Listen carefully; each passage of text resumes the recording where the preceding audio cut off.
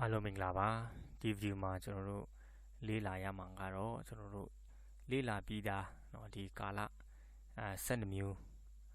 ဖော်ထုတ်တဲ့နည်းအဲ့ဒါကိုကျွန်တော်တို့ပြန်ကြည့်အောင်ဆိုတော့ဒီမှာဒီဘက်ချမ်းမှာကျွန်တော်တို့ကြည့်လိုက်တဲ့အခါမှာဒါ verb to တွေ့ရတယ်เนาะဆိုတော့ verb to တွေ့တဲ့အခါမှာကျွန်တော်တို့ကဒါအတိတ်ရိုးရိုးပေါ့เนาะအတိတ်ရိုးရိုးဒီမှာကျတော့ဒီ was were verb for was were verb for ဆိုလို့ရှိရင်ဒါအတိတ်ဆက်လက် had verb 3ဆိုလို့ရှိရင်အတိတ် PC had been verb 4ဆိုလို့ရှိရင်အတိတ် PC ဆက်လက်နောက်တစ်ခါကျွန်တော်တို့ပြစ္ဆုတ်ပံကိုတွားကြည့်အောင်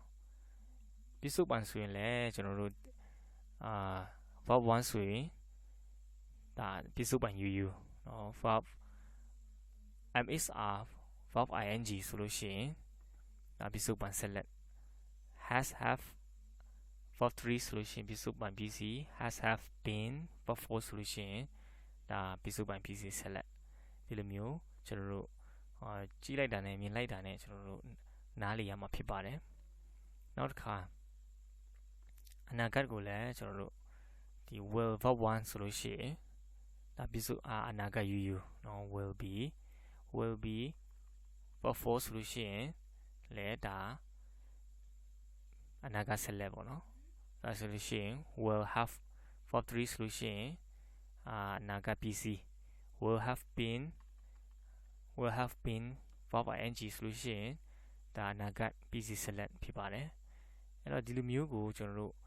ဒီဘက်ကအနာဂတ်ရိုးရိုးဆိုလို့ရှိရင်ဘယ်လိုရေးမလဲပေါ့နော်ဘယ်လိုဖြစ်တဲ့ပုံစံရှိတယ်လဲဆိုရင်ဒီလိုမျိုးပေါ့နော်ဆိုတော့ဒီလိုမျိုးဖြစ်လာအောင်ကျွန်တော်တို့ဘယ်လိုမျိုးစဉ်းစားပြီးဖော်ထုတ်တယ်လဲဆိုတာကိုလည်းကျွန်တော်တို့လေ့လာပြီးဖြစ်ပါတယ်အဲ့ဒါတွေကိုကျွန်တော်တို့မှတ်ထားရမှာဖြစ်ပါတယ်ဟုတ်ပြီဒါဆိုရှင်ဒါအနည်းချုပ်เนาะအားလုံးကိုချုပ်လိုက်တဲ့ခါမှာကျတော့ပုံစံထဲမှာဇယားထဲမှာထည့်လိုက်တဲ့ခါကျတော့ဒီလိုမျိုးရှိပါတယ်အဲ့တော့ဒီပုံစံတွေကိုကြက်ထားမှတ်ထားပြီးတော့မှ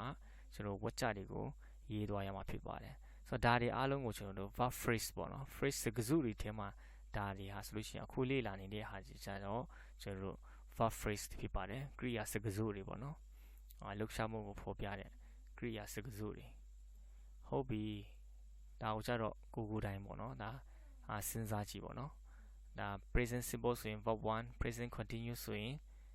MSR verb 4 present perfect ဆိုလို့ရှိရင်has have verb 3 present perfect continuous ဆိုလို့ရှိရင် has have been verb 4အဲဒီလိုမျိုးကိုပါတာကိုဒီမှာကြည့်ပြီးမှမြန်လေးပြောနိုင်အောင်စဉ်းစားနိုင်အောင်လေ့ကျင့်ထားရမှာဖြစ်ပါတယ်အားလုံးမင်္ဂလာပါ